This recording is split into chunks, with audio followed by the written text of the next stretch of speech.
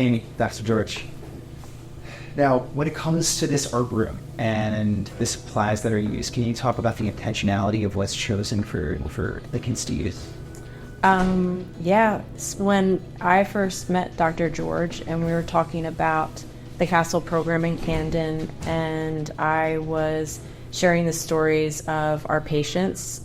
Camden is a city that has many challenges, including economic challenges, and they don't always have the best art supplies. And I really wanted to work with Dr. George to provide these kids with every opportunity. It's like, health equity, equal opportunity. When you want to think about art supplies that you're giving children, they should have the best. They should have many different things to choose from, to explore.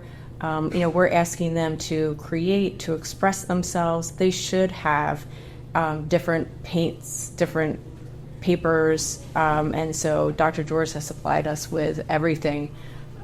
Canvas, watercolor paper, Bristol board, pastel paper, everything. And so it's very exciting to see the children work with many different mediums. I'd like to work with different mediums too, so none of us should be denied the fun of different mediums. Now, it was your medium of the gold paint. So I remember when I first saw your artwork, and one of the things I was very excited about was the copper, the silver, the gold, the metallics. There were so many metallic paint in his artwork, and I remember we're getting that, and we got gallons of copper and silver, and to see the kids play with that and the art they made, it was really exciting. So we were very inspired by that. That sounds wonderful. What's your favorite medium?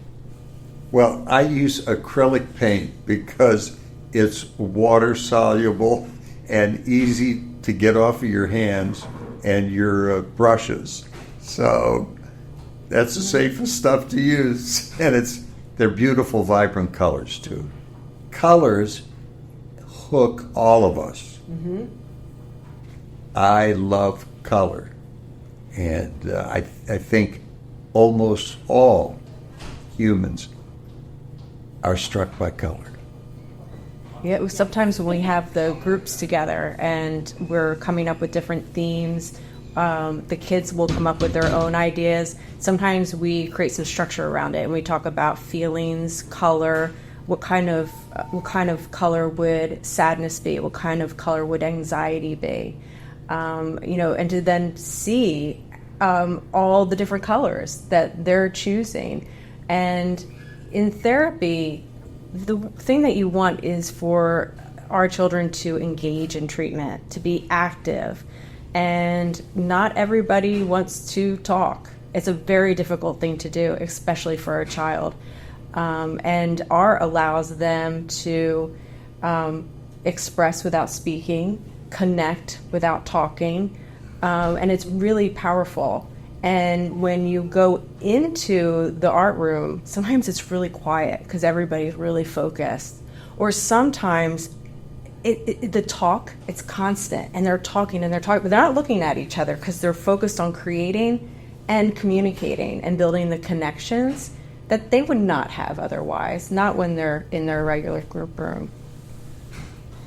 And that's why art therapy is very, very important.